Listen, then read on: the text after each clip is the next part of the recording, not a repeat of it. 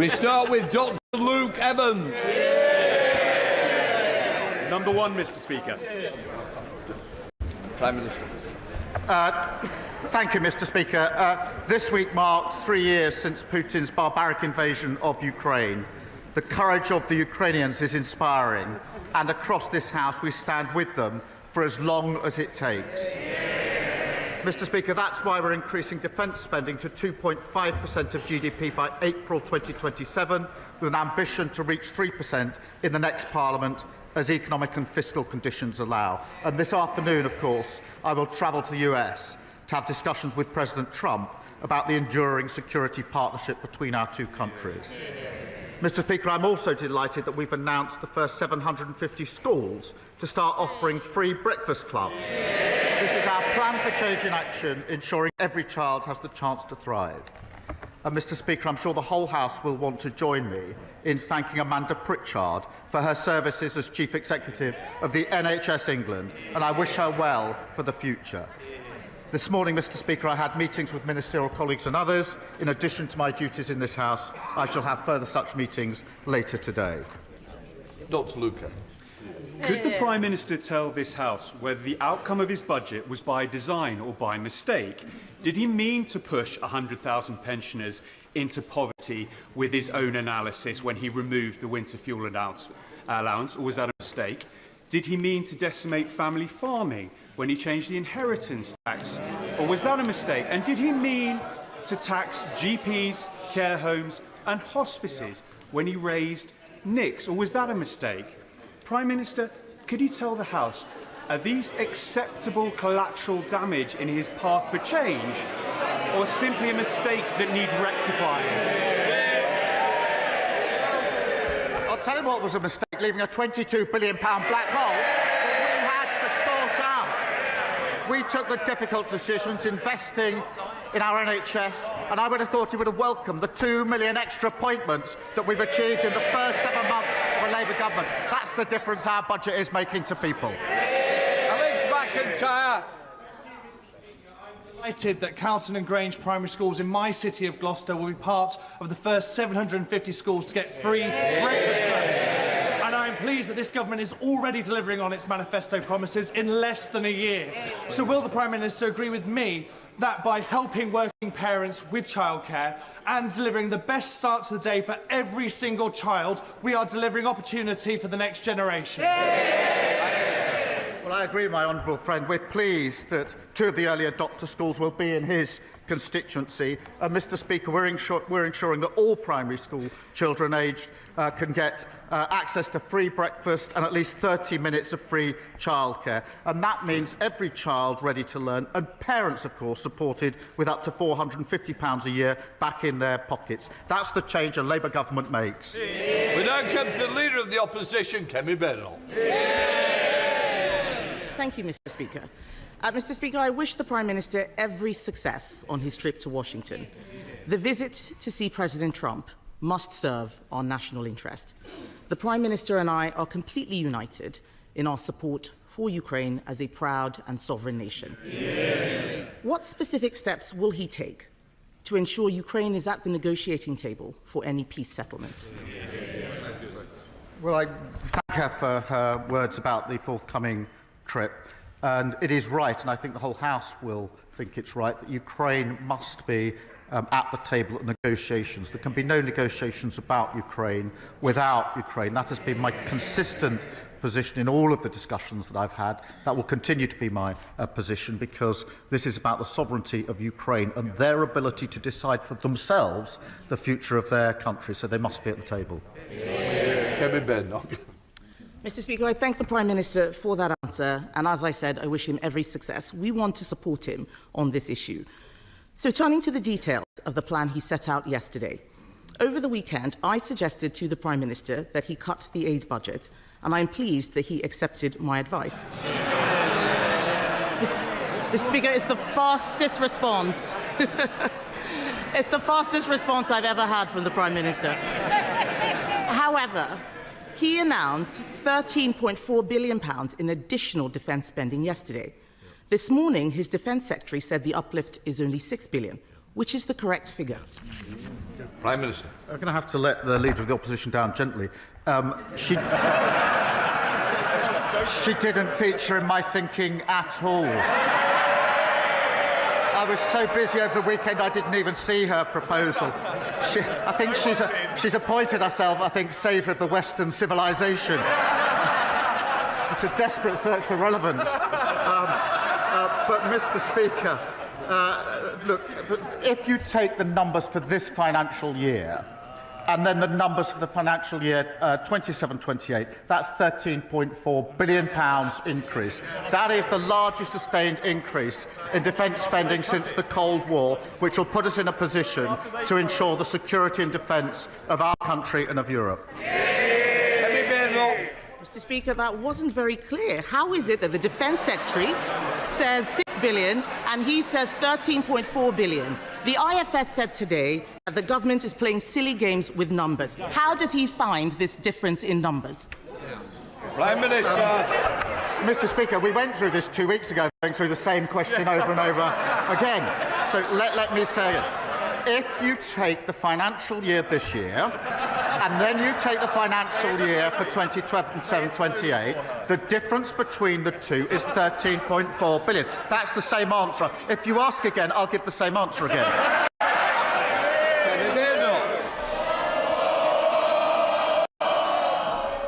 I'll decide when it's more. Mr. Speaker, someone needs to tell the Prime Minister that being patronising is not a substitute. For answering questions. It's not a substitute. He hasn't answered. What he has said is different from what he said yesterday. We are still not clear where the money is coming from. We want to support him. He's also said that we should put British troops on the ground in Ukraine. We haven't seen the detail of any proposals. Would his new spending plans allow him to fund this commitment effectively? Prime Minister. I mean, I think it's the same question again. It's £13.4 billion. That's the difference between this year and 2020. She asked a serious question about the security guarantees in Ukraine, and that is extremely important, because the worst of all outcomes, if there's to be a cessation of hostilities, is that it is a short break rather than sustained and lasting peace. And I think that that means there's got to be security guarantees. I've indicated that we will play our full part. There has to be US backing, because otherwise I don't think it will deter Putin. We are working on that. I'm having extensive discussions about it, not in a position to put details before the House, as she well knows today, but I'll continue down that route, because I want a lasting peace in Ukraine and Europe for the safety and security of Ukrainians, of Europeans, and of course for everybody in this country. Mr. Speaker, this is an endeavour that we want to support him in, but we need to know exactly what it is we're supporting. We need clarity and transparency over the money. We also need to know where this money is going. This morning, the Defence Secretary could not say if the Chagos deal would come out of the defence budget. Can he confirm to the House that none of the defence uplift includes payments for his Chagos deal? Prime Minister. Mr. Speaker, the additional spend I announced yesterday is for our capability on defence and security in Europe, as I made absolutely clear yesterday. The Chagos deal is extremely important for our security, for US security.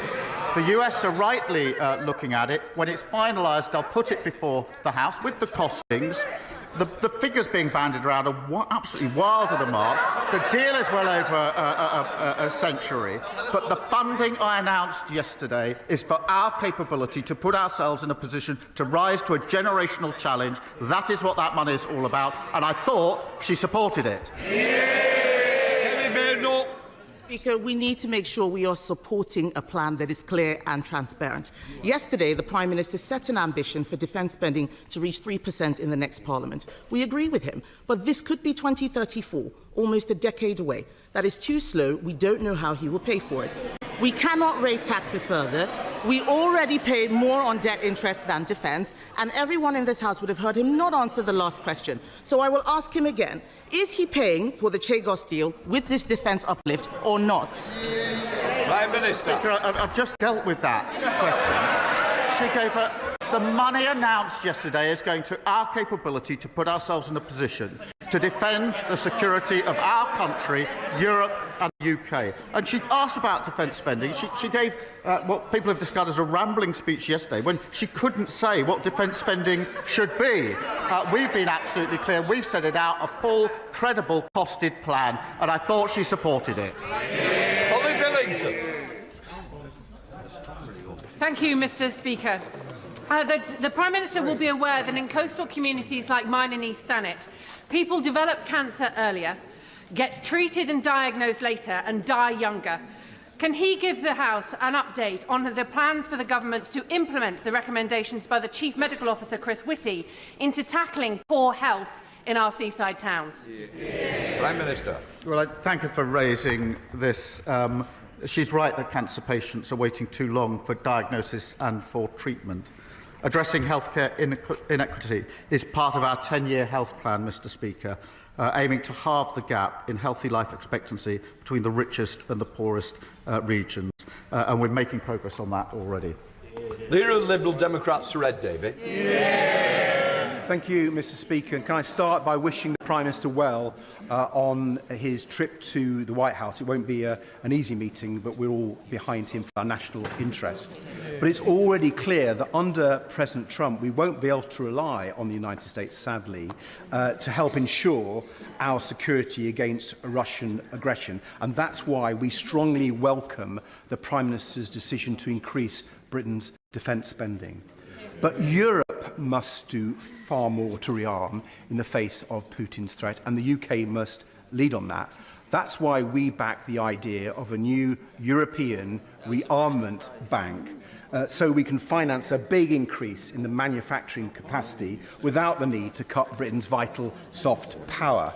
So will the Prime Minister look at this idea, work across this House and across Europe, so we can make a European rearmament bank actually happen?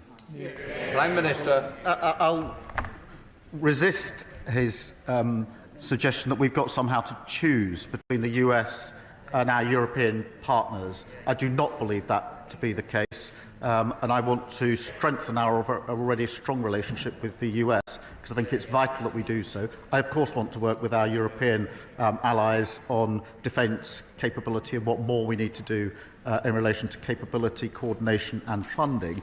And in the longer term, there is a discussion going on amongst allies as to future funding. We're part of that discussion, and I'm happy to share that with the House as it evolves. Sir Ed Davey. I hope he's successful in keeping the US on board with our European allies, and I'm glad he's talking about finance and defence. I think if he was to push this European rearmament bank at the summit on Sunday with European leaders, I think he'd be pushing an open door. Certainly Prime Minister Tusk is supporting from the Polish point of view. But Mr. Speaker, if I can turn now to domestic matters and the cost of living crisis that's hitting so many of our constituents. Families in my constituency are really angry that Thames Water is sending them bills this April that will cost them £150 a year more. Thames has already let down so many people, whether it's leaking pipes or pumping their filthy sewage into our rivers. A third of customers' bills are already used just to pay the interest on Thames Water's debt, and now it's going to borrow £3 billion more. Isn't it time to stop making people pay for bailing out the vulture funds drowning Thames Water in debt? Will his government just put this firm out of its misery, put it into special administration so we can sort out that mess and the mess that lot left? Well, he's certainly right about the mess that lot made. We've obviously got the water bill. It's got very strong measures in it, and I think he supports them. Dr. Rosanna Allen. Thank you very much, Mr. Speaker. We have heard extraordinary rhetoric coming out of Washington in recent days, and we have seen fascist salutes on our screens. We have witnessed wild statements about Palestinians being expelled from Gaza, and we have seen our allies labelled dictators. Britain's interests are best served by standing with Ukraine, working closely with our European allies, by upholding international law and remaining a strong part of NATO. Can the Prime Minister assure us that this will form a central part of his message when he meets world leaders this week? Minister. Well, we certainly stand with Ukraine, and I think I speak for the whole House when I say that. And as I set out yesterday, NATO is the bedrock of our security. It's been our most important alliance for many, many years, as important today as it's ever been. And we build that alliance by working with the US. We have a special and deep relationship with the US. That's not just words, that's to do with security, defence, intelligence capability, vitally important for both sides. But we also work with our European allies, and it is that ability to work with the US and the EU and European partners that has held the peace for so many years and needs to hold the peace for many years to come. Stephen Flynn. Thank you, Mr Speaker. Prior to the election, the Labour Party promised to reduce energy bills by £300, yet on their watch, energy bills are about to increase by almost £300. So may I ask, is the failure to keep that promise a consequence of government incompetency, or have the Labour Party been caught lying to the public? Hear, hear. Prime Minister. Mr Speaker, we're very proud of the fact that we are pushing forward for energy independence, which will keep our bills lower. And he knows very well what my position is, but I note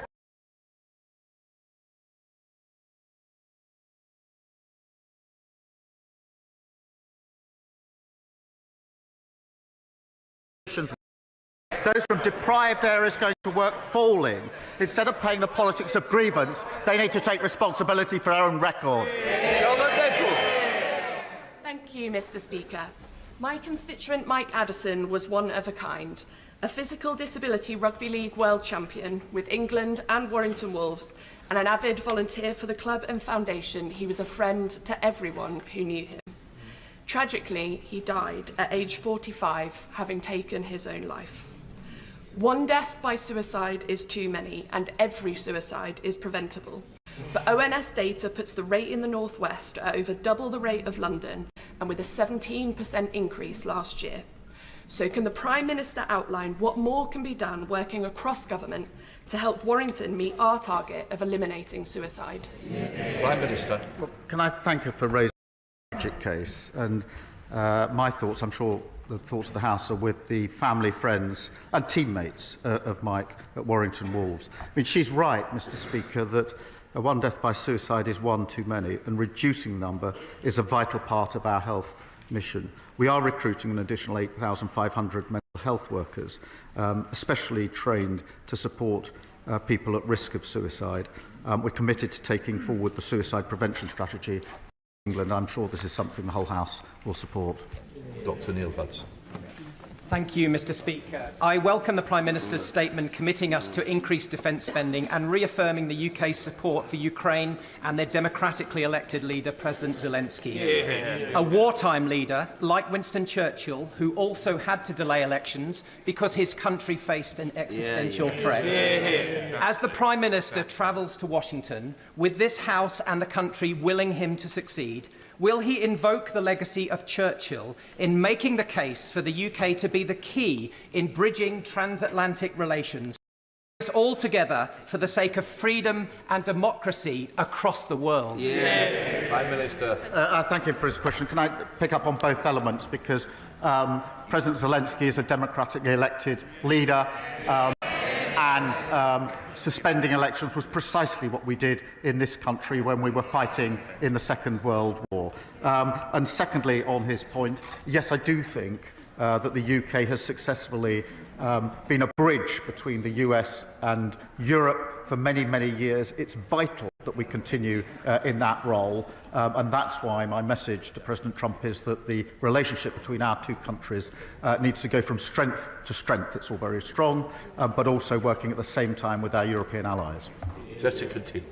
Thank you, Mr Speaker. On Monday night, there was a brutal double stabbing in my constituency. This adds to a long line of horrific knife attacks that have included 3 fatalities over the past 2 years. I know the Prime Minister is aware of the particular challenges we face in Bournemouth, and while crime has been going down, I know there is much more he will want to do. So will he join me in praising the crucial work that organisations like Changes Are Made, who give positive activities like boxing to young people, and will he share what more the government can do to tackle knife crime in communities like mine? Prime Minister. Thank you for raising this really important issue. Yesterday we introduced our crime and policing bill, which is central to our plan for change and halving knife crime. It involves new powers to seize and destroy knives found on private property and a new criminal offence of possessing a bladed article with intent to cause harm. Plus, Mr Speaker, tougher penalties for selling dangerous weapons to under-18s, stricter rules for online sales under Ronan's law, and we'll continue with that work. Rankin. Thank you, Mr Speaker. The floods of 2013-14 devastated Datchet, Horton and Wraysbury, and the flooding last January wasn't much better. But shockingly, the River Thames scheme as currently proposed continues to leave my constituents at risk. The Council was asked to cough up tens of millions, but like very many, is cash-strapped. Does the Prime Minister, therefore, agree with me that the only option to protect my constituents is funding Channel 1 of the River Thames scheme as the national strategic infrastructure, which it really is? Prime Minister. Well, I know the honourable member has raised this issue before, and it's obviously an important issue for his constituents. We inherited flood defences in their worst state on record, Mr Speaker, and that's why we're investing £2.6 billion to protect over 50,000 properties. I understand that the options to reduce flood risk to these communities are being considered as part of the Datchet and Hythe End Flood Alleviation Scheme, and I'll ensure that he has a meeting with the relevant minister to take forward the work. Sally Jameson. Thank you, Mr Speaker. In order for the government's growth agenda to be a success, it must be felt in all areas of the country, including Doncaster and South Yorkshire, where we have green growth transport companies, including hybrid air vehicles and clean power hydrogen, alongside the reopening of Doncaster Sheffield Airport. So will the Prime Minister put on his record support for Mayor Ros Jones, who has led on the airport reopening, and also set out how the growth agenda will override those traditional patterns of investment mainly in the south of England and bring prosperity to South Yorkshire and indeed the north as a whole? Prime Minister. Yes, I will. Doncaster's got a proud industrial heritage, rail, steel and coal, an extraordinary potential for industries of the future, from hydrogen to AI, and we are focused, Mr Speaker, on devolving more power and funding to metro mayors to support regional industry. We will work with the mayors of Doncaster and South Yorkshire to support efforts to reopen Doncaster Sheffield Airport. Graham Ladbitter. Thank you, Mr Speaker. I have the privilege to represent the home of Speyside malts, some amongst the finest Scotch whiskies.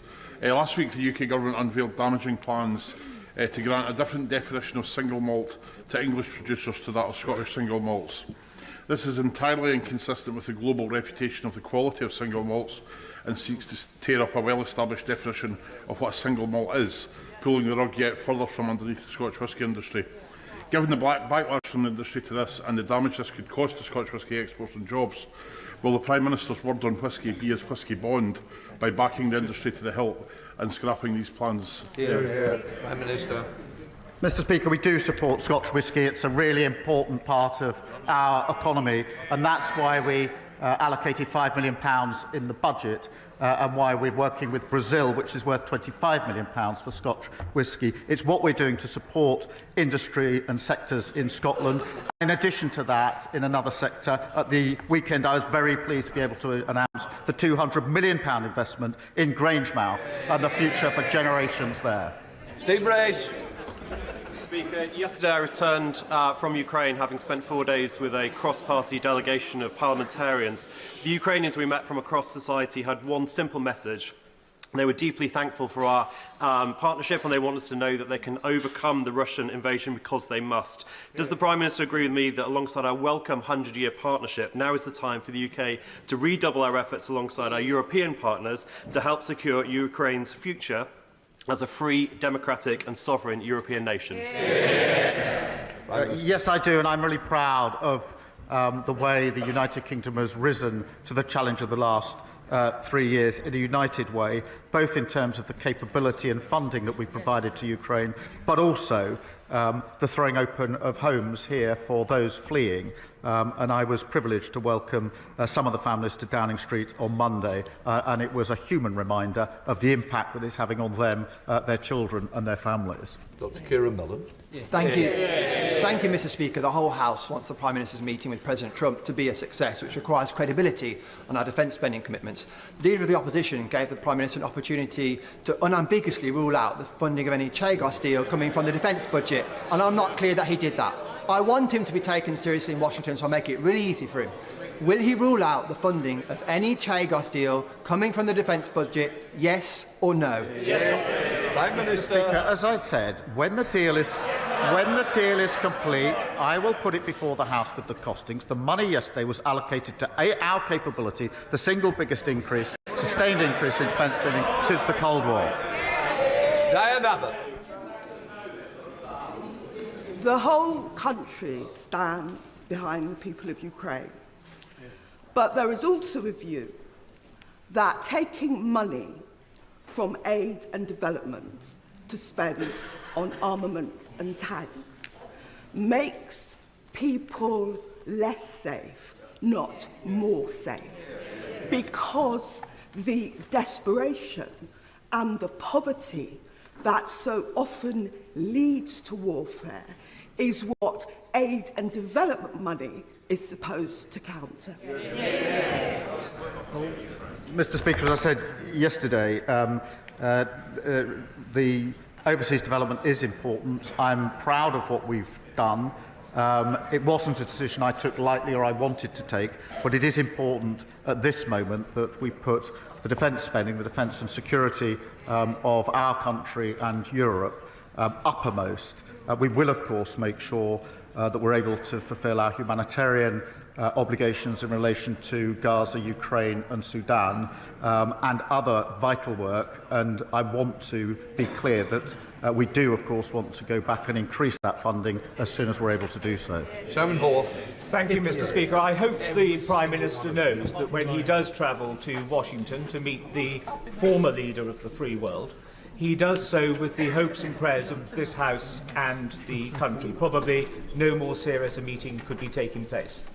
Now, whilst Ukraine will clearly dominate, will the Prime Minister undertake to raise with President Trump that Canada is a valued, respected and much-loved member of both NATO and our Commonwealth, and that this childish nonsense of a 51st should be called out by the Prime Minister for what it is?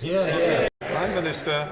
Well, I thank him for raising this issue. UK and Canada are close allies and have been for a very long time, with a partnership based on a shared history and a shared set of values and a determination to be an active force for good in the world. We work closely with them on issues of the Commonwealth, on NATO and, of course, Five Eyes, intelligence sharing, and we will work to strengthen that relationship. Michelle Scrockham. Thank you, Mr. Speaker. Barrow-in-Furness has always been ahead of the times in terms of high-skilled engineering. In light of the Prime Minister's historic commitment to rise defence spending, the biggest increase since the end of the Cold War, I invite him to visit and see the many SMEs who could support this vital supply chain. Does he agree that investing in these businesses will not only deliver our nuclear deterrent, but improve security and the economy for us all? Well, I thank her for raising this question and will obviously consider her invitation. Defence spending, Mr. Speaker, already supports more than 430,000 jobs across the United Kingdom, and I'd like to recognise the contribution made by the workers in Barrow-in-Furness. Wendy Morton. Mr. Speaker, in my constituency, the planning inspector chose to use the term grey belt to pass a battery energy storage system application before the order was laid in this House to change the NPPF, and without recognising the moratorium for local authorities to manage their local plans. This decision failed to recognise the green belt that protects us against urban sprawl, and it failed to recognise the proximity to a school, a church and a graveyard. So can the Prime Minister define what grey belt actually is, or is it simply a grey area to allow for inappropriate development? Prime Minister. Well, Mr. Speaker, I'm not across the details of the individual case that she raises, as she will understand, but I am in favour of making sure that we can have the infrastructure and the houses that we need to grow our economy. And one of the problems we had in the last 14 years was an assertion or rhetoric that we wanted homes and infrastructure, but when the decision all that came up, the answer was always no. The answer cannot always be no. John McDonnell. Can I thank the Prime Minister and the Foreign Secretary for their efforts to secure the release of Allah Abdel Fattah, the human rights campaigner, the British human rights campaigner, who's been imprisoned in Egypt now for over 10 years. The Prime Minister will know, because he's met the family, that his mother is on the 150th day of her hunger strike and her health is failing rapidly. Could I ask the Prime Minister to pick up the phone to President Sisi and seek the release of Allah to save his life, also that of his mother's? Prime Minister. Well, I thank him for raising this really important case, and as he says, I did meet the mother and the family just a few days ago, and it is an incredibly difficult situation for them, and I can assure him I will do everything I can to ensure the release in this case, and that includes phone calls as necessary. I've raised it before, I'll raise it again, we raise it and will continue to do so. I gave my word to the family that that's what I do, that I will do, and I will. Hannah. People in Northern Ireland are sick to the teeth of paramilitaries, of the menace, of the sectarianism and of keeping people stuck in the past. In light of the announcement yesterday on transition, does the Prime Minister recognise that people will be highly sceptical of this process, that there must be real learnings from the failed transitions of the past, that there can be no rewards for paramilitaries for hanging on, robust criminal justice, the flags off the lampposts and on street corners, and community-funded policing to allow communities that have been brutalised by paramilitaries to finally look forward to a confident and shared future? Prime Minister. Well, can I thank you for raising this important and obviously sensitive issue?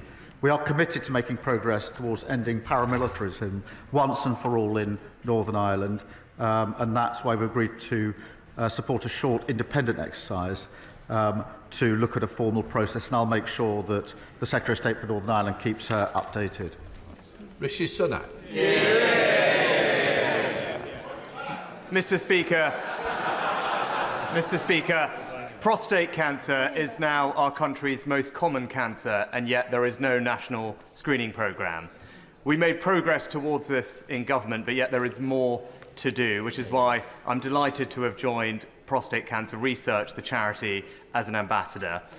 I'm grateful to the Health Secretary for his engagement thus far, and could I ask the Prime Minister to ensure that we do have a targeted national screening programme for the most at-risk groups of prostate cancer, so that we can not only save the NHS money, make progress towards the government's early diagnosis targets, but most crucially, save thousands of lives? Prime Minister. Well, can I thank him for raising this, and can I thank him for using his authority and reputation to support this vital cause, which will make a material difference, and I look forward to working with him on it. We do share a commitment to detecting prostate cancer earlier and treating it faster, and we must do that. Our National Cancer Plan will improve the way we treat cancer right across the country, and I'll make sure he's fully informed of the steps that we're taking, and we'll work with him. Will Jones. Thank you, Mr. Speaker. Will the Prime Minister join with me in wishing all Welsh citizens everywhere a very happy St David's Day on Saturday? And will he also join with me in welcoming the latest news of the £600 million investment by Copenhagen infrastructure partners to ensure that Bute Energy and Green Gen Cymru can take forward the bold ambition to achieve 100% green electricity production by 2035 in Wales, thus providing much-needed sustainable green jobs for the people of Wales? Prime Minister. Well, can I wish her and her constituents a very happy St David's Day and join her in welcoming this significant new investment into her constituency that will ensure good jobs, well-paid, skilled jobs, and of course the transition to energy security and lower bills. And I know her constituency will play a vital role in that. Jeremy Hunt. Thank you, Mr. Speaker. Does the Prime Minister agree that our biggest single foreign policy priority is the preservation of NATO with America at its heart? And if so, following his welcome announcement yesterday, is the next step to talk to our European allies and for all of us to agree to spend 3% of GDP on defence within a specified timescale, so that we can look the President in the eye and say that Europe is finally pulling its weight on defence? Minister. Well, I agree with him entirely in terms of the priority in terms of NATO. Putin thought he could weaken NATO. He's only made it stronger and larger. NATO's strength comes from the US and European partners and others working together, and that is absolutely the focus of my work at the moment. It is right, as he says, that European countries, including the United Kingdom, do need to do more on capability, on coordination, and on defence spend. That must be not seen as a project separate to NATO, but part of an essential project that ensures that NATO is there for decades and decades to come, preserving the peace, just as it has been for 75 years. Final question, Ewan Steinbeck. Mr Speaker, the Grangemouth refinery closure has loomed over central Scotland since Petronas' announcement in November 2023. 2 weeks ago, Scottish Labour colleagues and I met with the National Wealth Fund to make the case for investment in Grangemouth. I strongly welcome the exceptional commitment this Labour government has shown to Grangemouth by committing £200 million from the National Wealth Fund. Can I ask the Prime Minister what steps the government will be taking to secure permanent, good jobs at Grangemouth? Well, can I thank him for being such a great champion for Scotland and his constituency? Mr Speaker, Grangemouth is really important to communities in Scotland, to the economy in Scotland. It's not a charity case. It's got incredible potential, huge opportunity, and that's why at the weekend I was very pleased to announce £200 million from the National Wealth Fund to incentivise private investment. That, of course, Mr Speaker, follows £100 million in the growth deal that we announced earlier. This is about jobs for decades to come in Grangemouth. It's a really exciting opportunity, and we intend to seize it. I hope His Presidency of the Assembly of North Macedonia, His Excellency Mr Afrim Gasha, enjoyed questions. Right, that completes PMQs.